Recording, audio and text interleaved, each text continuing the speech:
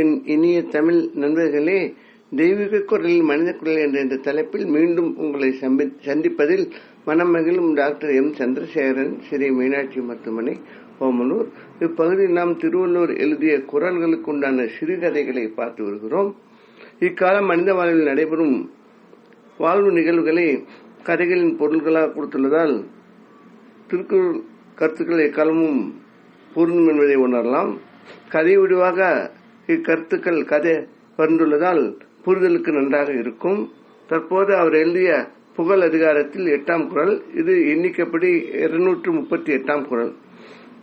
குறள் என்னவென்றால், பசி என்ப வயத்தார்க்கெல்லாம் இசை என்னும் எச்சம் பெறாவிடின். இதன் பொருள் என்னவென்றால், புகழ் என்னும் பெரும் செல்வத்தை பெறாது போனால் இந்த உலகத்தவருக்கு அதுவே பலி என்ற அறிந்தோர் கூறுவர். கதையை பார்ப்போம். லக்ஷ்மண், தண்ணி வேஸ்ட் பண்ணாதே என்று 10 வயது இளைய மகனிடம் தந்தை பிரபு சொல்லிக் கொண்டிருக்கும் போதே மூத்த மகன் ராம் தம்பி லக்ஷ்மண் சிந்திய தண்ணீரில் வழுக்கி நிலை தடுமாற அம்மா லட்சுமி ஓடி வந்து பிடித்துக் கொண்டார். பொம்மை செய்கிறேன், செம்மண் களிமண் என பல இடங்களில் கொத்தி வீட்டு தோட்டத்தையே நாசம் பண்ணிட்டான் லட்சுமண். என் சைக்கிள் காற்று அடிக்கிறேன் சொல்லி டியூப் பஞ்சர் பண்ணிட்டான். தோட்ட குப்பைகளை எரிக்கிறேன் என்று சொல்லி 5-6 பூச்செடியை எரிச்சிட்டான் என்று அம்மா, அண்ணன், வேலைக்கார கண்ணம்மா என அனைவரும் லட்சுமணன் மேல் புகார் காண்டம் வாசித்ததை தந்தை பிரபு எவ்வளோ புத்திமதி லட்சுமணனுக்கு சொன்னார். கோடை விடுமுறை என்பதால் லட்சுமணன் குறும்பு அதிகமாகிவிட்டது. மறுநாள் மதியம் தந்தை பிரபு கார் ஷெட்டில் வைக்கும் முன் அங்கு கண்ட காட்சி அவரை திடுக்கிட வைத்தது. ஒரு பெரிய கொடியின் பார்டரில் 5-6 கயிறுகள் கட்டப்பட்டு 10 அடியில் ஒன்றாக இணைக்கப்பட்டு மொட்டை மாடியில் சோறு வெளியே லட்சுமணன் தொங்கும் கயிற்றை பிடித்து குதிக்க முயன்று கொண்டிருந்தான். பிரபு சத்தம் போட்டதும் லட்சுமணன் உள்ளே ஓட பிரபு கொடை கயிற்றை பிரித்து எரிந்தார். லட்சுமணனை மிரட்ட பாராசூட்டில் இறங்குவது போல் இறங்க முயன்றதாக கூறினான் லட்சுமண். பிரபு தலையில் கை வைத்து அமர்ந்து விட்டார். பள்ளியில் விளையாட்டில் ராமன் படுசுட்டி முதல் ரேங்க். பள்ளி வளாகத்தில் செடி வளர்ப்பது, பசுமை தோட்டத்தில் அமைப்பில் உதவுவது, வீட்டின் மொட்டை மாடியில் அமர்ந்து இயற்கை ரசிப்பது, ஓவியம் வரைவது, பெற்றோர், பணியாளர், ஆசிரியர் நண்பர்களும் அனுசரித்து நடப்பது, மகிழ்ச்சிப்படுத்துவது அவர்களை என்று ராமன் இருப்பான். இதனால் அவன் பலராலும் பாராட்ட பெற்றான்.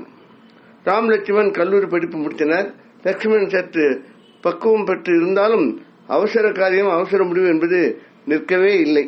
ராம் வேதா விலாசினி லட்சுமண் சுருதி திருமணம் நடந்தது. தந்தை பிரபு தொழிலில் ஓய்வு பெற விரும்பினாலும் லட்சுமணனுடன் சேர்ந்த சிறுதியும் ஏறக்குறைய அதே குணம் என்பதால் மனம் நொந்துவிட்டார். ராமிடம் கலந்து ஆலோசித்தார்.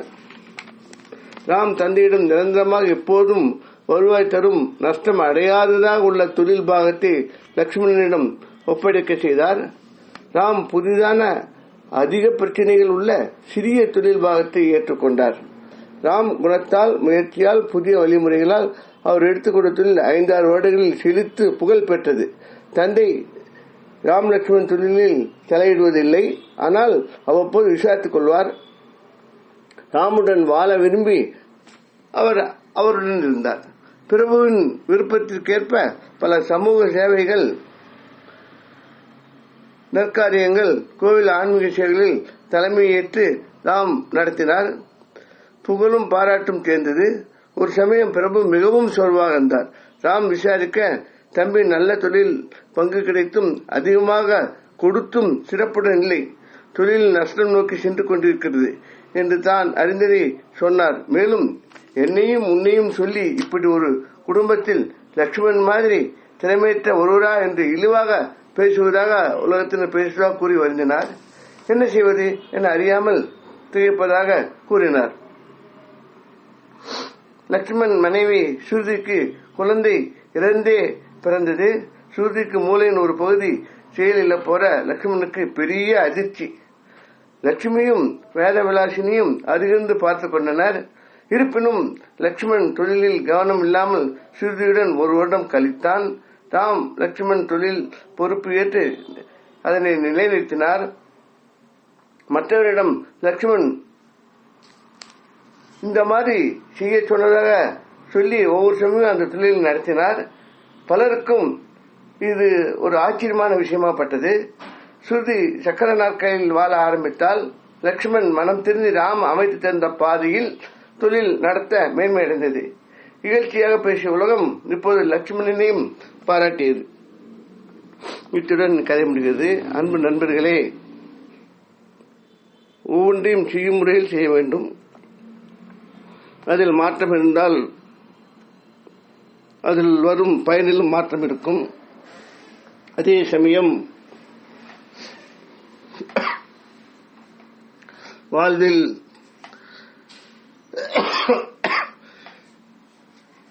நாம் செய்வதில் அக்கறை கொண்டு அதன் பலாபலன்களை எண்ணி மற்றவருக்கு பயன்படும்படி செய்தால் வெற்றிகள் கிட்டும்.